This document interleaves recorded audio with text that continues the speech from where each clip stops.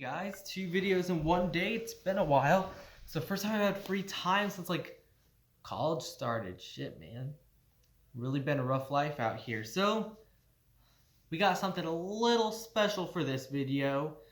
We learned previously about exhaust and intake, which lets your car take in air and get the exhaust gases out. Well, we're going to be learning, expanding a little bit on that. Woo, the lighting just changed really bad there. So anyway, we're going to expand on that point a little more. So when your car takes in air, it's only using the vacuum effect created by that piston going down. It's only creating that effect plus the motion of your car going forward. It's using just the vacuum effect and your car's forward motion to pull air into, force it into the air filter, into the intake, the throttle bodies, and into the intake manifold, then into your cylinders. So that is what we refer to as naturally aspirated. That means that the amount of air pressure that's going into your engine is no more than 14 pounds per square inch, or PSI, because that's the natural air pressure of the Earth's atmosphere. So we're going to be learning about something called forced induction today. Forced induction, of course, is the act of adding more air than would go into your engine naturally. Because if you could get more air in, that means you could add more fuel, which means more horsepower and more torquey boys, which means you could go faster, but it also has some more positive connotations than just power. It can also help you with fuel economy if it's used right also. So first, this is right here's the diagram of your intake. As you can see, it goes in and then goes down here into your throttle body, into your intake manifold, and down into your exhaust or your intake ports, which lead to the whole combustion process, which I know you guys don't know much, but that's something pretty basic. And now and then the exhaust system, which of course exhaust comes out of each cylinder. Then they meet back here at the catalytic converter, and then they go into the muffler and out the exhaust pipes to make sure that your the air that comes out of your engine is clean and not loud. Unless, of course, you do the old straight pipe. Just take a saw, chop off the muffler, and you get a nice raw-sounding engine, like even if you have a 4-cylinder engine. So let's learn a little bit about a little about forced induction. There's 2 ways of forcing induction into an engine. The first way is these 2 ways are turbochargers and superchargers. Like, you may have heard the word turbocharge, turbocharge, supercharge. You may have heard it thrown around a lot, but it's actually a very specific term. And first thing we're going to learn about is the good old turbocharger. Actually, no, I think I'm going to do superchargers first. I like superchargers, actually. So let me draw it out here. Let me draw you guys an old engine block. You guys have really made me work on my drawing skills here.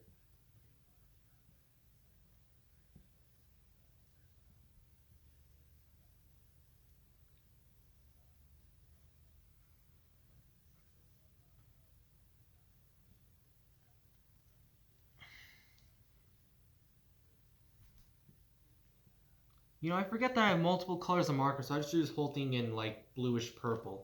But nonetheless, let's go for it. This here is a supercharger. So I've mentioned, I spilled my water. I've mentioned that there's a way of getting more air into the engine so you can make more power. And one of those ways is through a supercharger. Now, if you see this little box here, this represents a supercharger. The supercharger is attached to a belt that is attached to your engine's crankshaft, which we already know about. And this turns 2 little spindles inside here, which as they turn with each other, suck air downward, which, let me do a little more drawing for you. I love drawing for you guys. You guys are quite literally some of my favorite people on this entire planet. I cannot express how much you guys mean to me in a combination of words in English language. Like maybe you could do it in French. J'aime, vous dois, vous toi. So let me.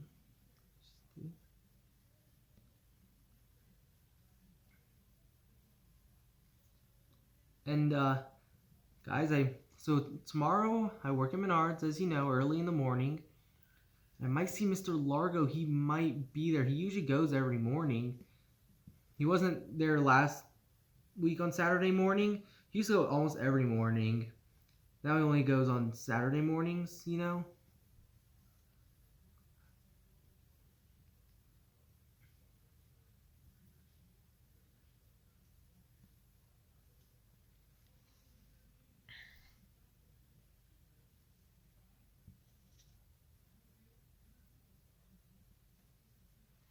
Alright, almost done with this drawing, guys.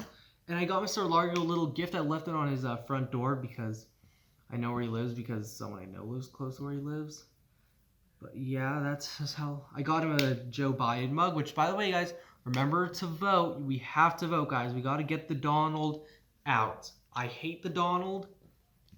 I don't know if you guys do, but even if you don't, vote anyway. It's just better. Like, I don't care if you vote for Trump. I'd rather you vote for Trump than not vote at all, honestly. But anyway, here's how the supercharger works. So this one right here is attached to that engine belt that's attached to the crankshaft, and it spins, and as it's spinning, it spins this way, which it pushes down on these spindles all here. This is called a roots blower. And how this works is like as these things are turning, it turn in on each other, and it creates like a little suction effect that wants to pull air in, and as it pulls air in, it sends them like out the sides here to another system that I'll show you guys in a couple seconds here. So there's a couple different types of ones like this. This is called the roots supercharger or the roots blower. And if you guys have ever seen, like, have you seen the Fast and the Furious? You know, like the drag racing cars, like cars that have like that big little scoop rising out of the hood. That's a supercharger. Like when they press the gas, that little flap opens up and it lets air down into there. That's a supercharger. That's what it is.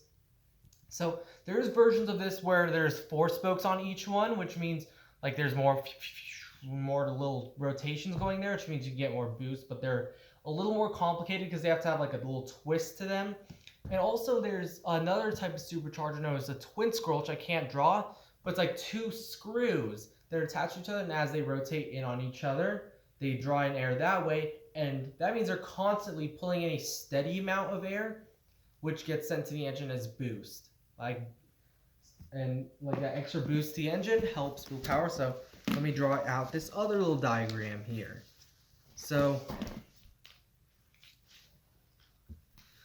if you remember the last video, I had to make the cooling video. I was going to do this one, but then I realized you had to know how engine cooling worked in order to know this.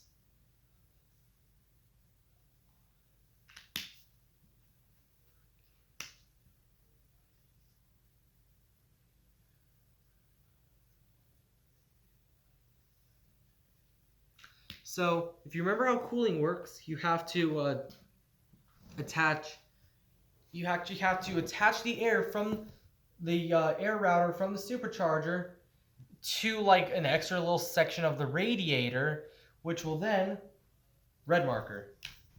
And once it goes from there, it'll then send that out to like your engine's intake system, which is pretend it's right there. So yeah, you're gonna have to pulls that air in, sends it to what's known as an intercooler, which is just a mini radiator that's attached to your main cooling system, and sends it back into your engine. So I'm going to show you another type of supercharger that's not as common, that's known as a procharger or a centrifugal supercharger.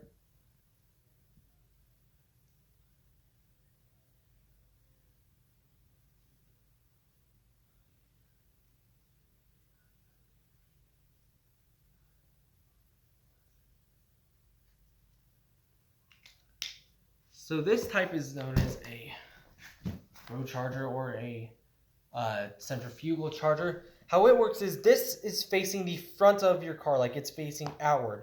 So this thing sits like in the front of, like right in front of your engine, kind of, and the engine belt pulls this little thing. This turns this little fan, which sucks in air and sends it out this way, or whichever way to the intercooler there.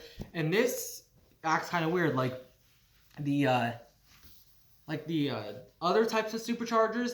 They rotate at about 100,000 revolutions per minute, RPMs, and they do that pretty much all the way. Like if you're just sitting at an idle, no foot on the gas, it's a 100,000. If you like floor it all the way, it's like at 110,000. Not much vary. You get the same amount of engine boost, but with that, it operates like a supercharger or a turbocharger, which I'll explain in a minute. Like it starts slow, and then as you go, gets faster, and then when it shifts gears and you go lower RPMs, it drops down again. So you have to kind of hit the gas and then wait to get your boost, which good in some way, bad in some way. I'll discuss it later once I get to turbochargers, which are right now. So as I am drawing this out, it's probably in the same nature as to see this, but still, how have you guys been? I'm genuinely concerned. Like, if you guys need help with, like, if you guys have a history class, I am your guy, you know? Like, I am seriously your dude for that shit. And also, guys, my sister's a cheerleader now. Did you know that? Weird, man. And, I'm thinking about running for Congress in, like, 2026 or 2028 when I'm old enough. And if any of you guys want to be on my campaign staff, I'd be more than happy to let you join in. I love all you guys more than you could possibly imagine.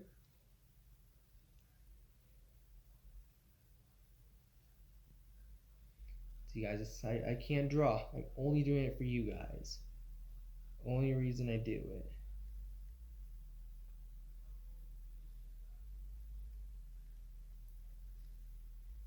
So, a turbocharger. This is a little more complicated, but I promise it's not that hard.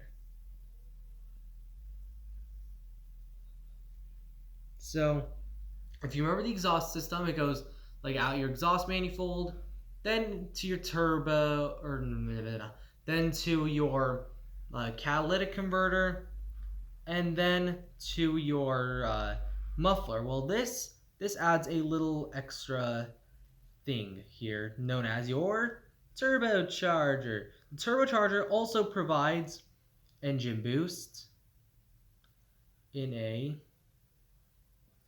different way than a supercharger. Let me just draw it out here, guys. I can't draw.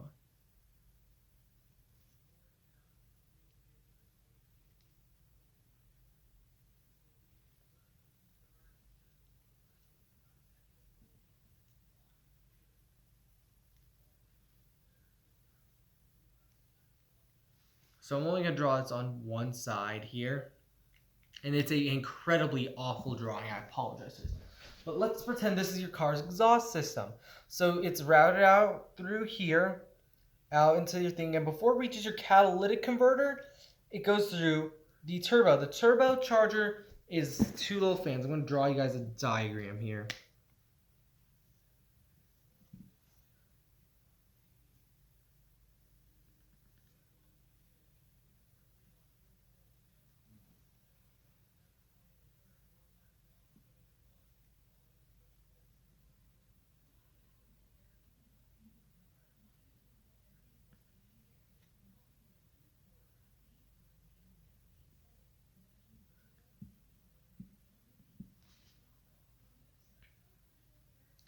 So a turbocharger is essentially two fans that are attached to one another on the same little scroll.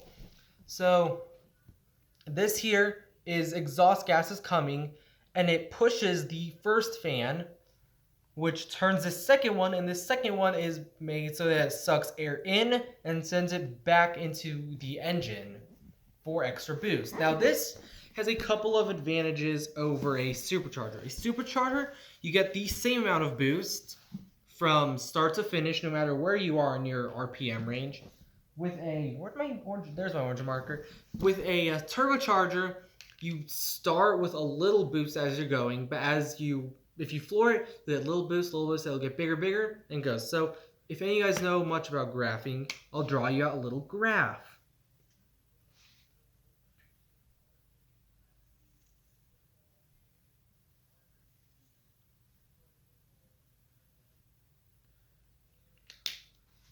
So here's how it would look for these two types of graphs, for these two things. Let me back up a little. All right, so the exponentially growing amount of boost, this is how it would look for a turbo. Like it starts small but gets big fast. This doesn't ever grow really, just goes linearly. So there's advantages to each. So if you're like a race car driver like that does like road racing, like around a racetrack, where you're constantly going in and out of turns and stuff, you're gonna want maybe a turbocharged system.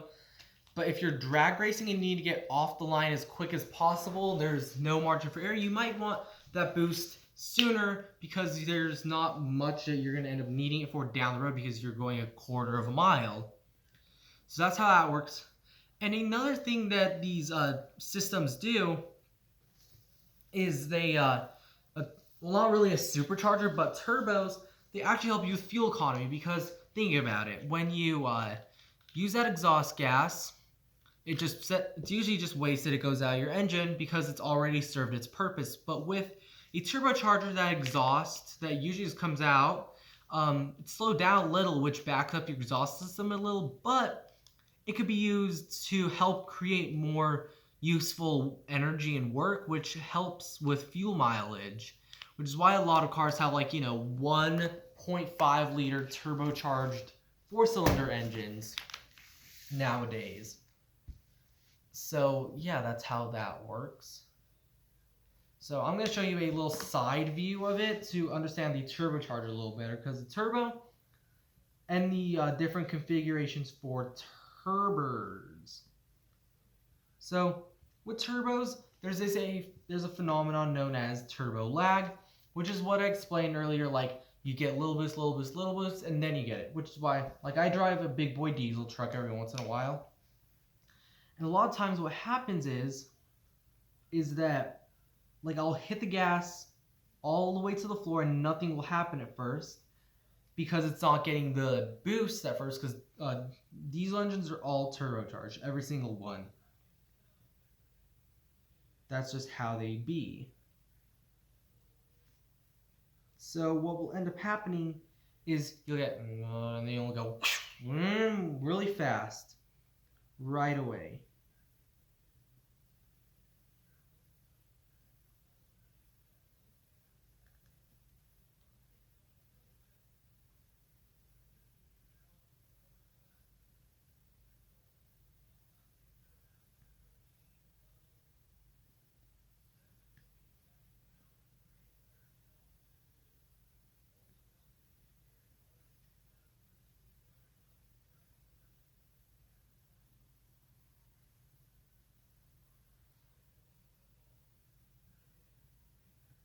So sorry about this little longer drawing time. It's taking a little bit because it's a little bit complicated.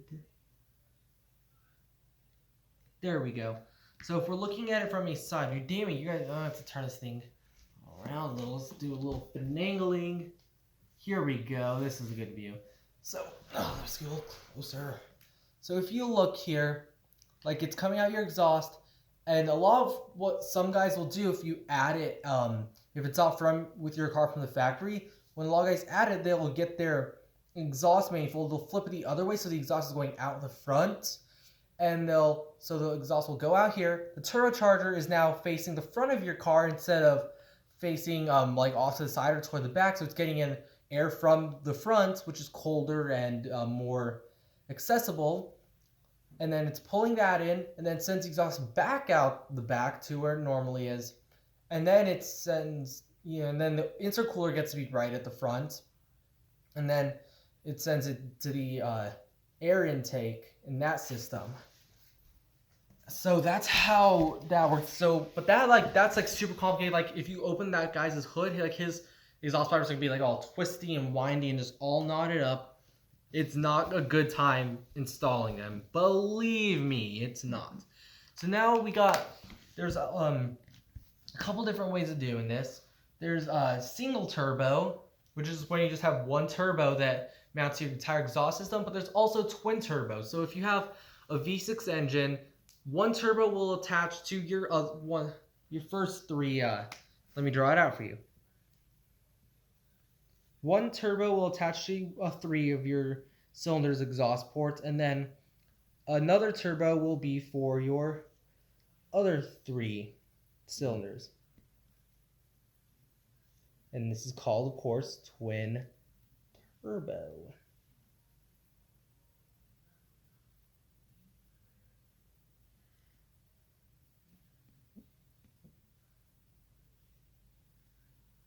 I'm not going to draw out the full turbo, because I can't draw.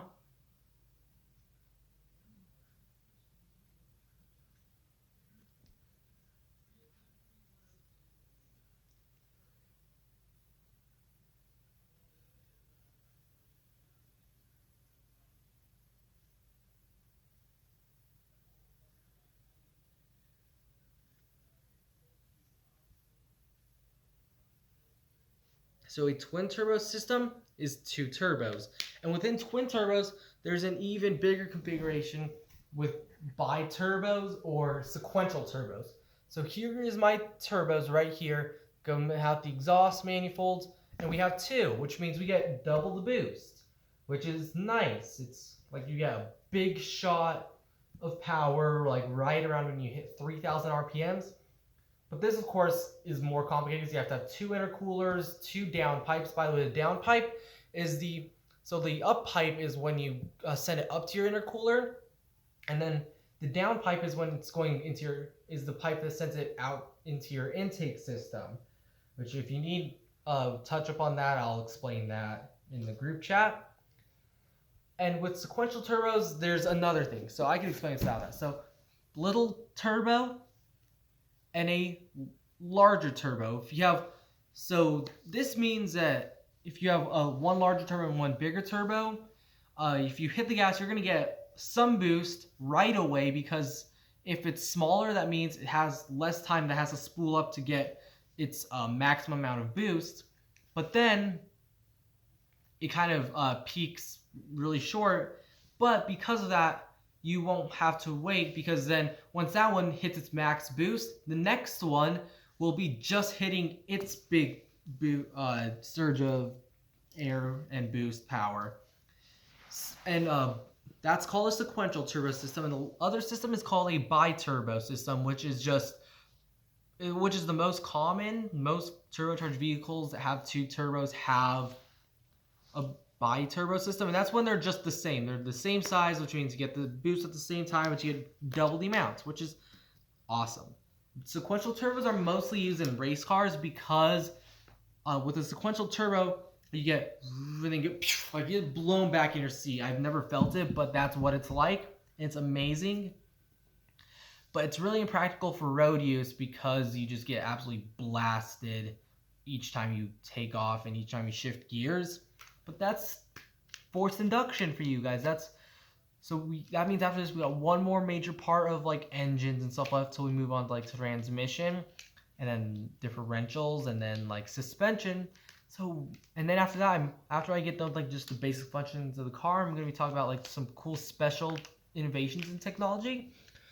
We're gonna have a good time, guys.